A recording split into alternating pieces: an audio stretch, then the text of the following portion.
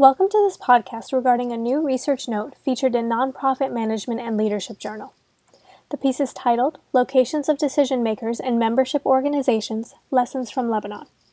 The authors are Khanduna Bouassi from American University, Mary Sherhart from The Ohio State University, and Nadim Makhlouf from American University. In this note, we focus on to what extent members and membership organizations are involved in decisions related to the preparation and approval of three key organizational documents: the annual budget, annual work plan, and financial records.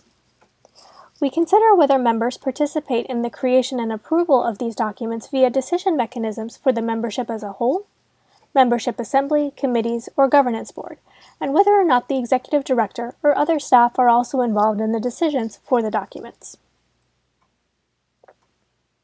Why is the location of the decision maker important?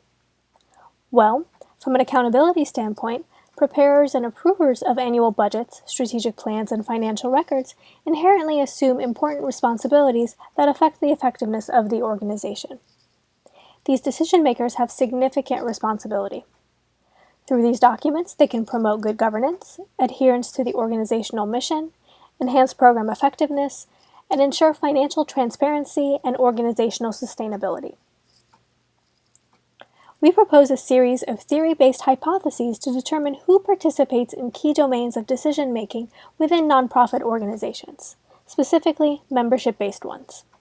We then test our hypotheses using survey data on environmental NGOs in Lebanon. Our research generates several interesting results. For instance, members in organizations with relatively large budgets experience more control over key documents.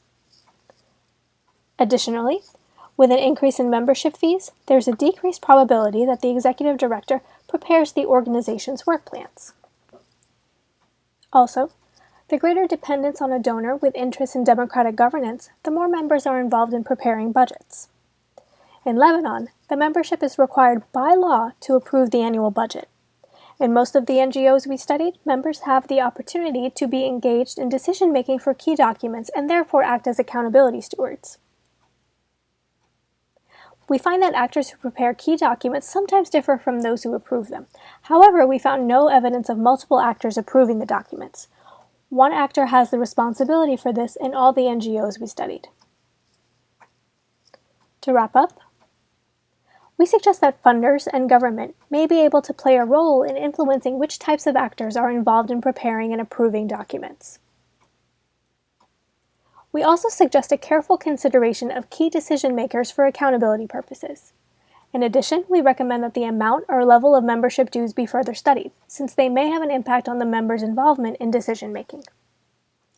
Our study is not without limitations, specifically in regards to its sample size and context. However, we hope that the results are of interest to scholars and practitioners of similar organizations. Future research could consider the applicability of our core arguments and findings to other contexts and types of organizations. It could also tease out leadership dynamics that shape membership composition and decision-making roles, as well as how the influence in one decision domain may affect the desire for influence in another. We hope you found this podcast interesting and are encouraged to read the full research note. Thank you.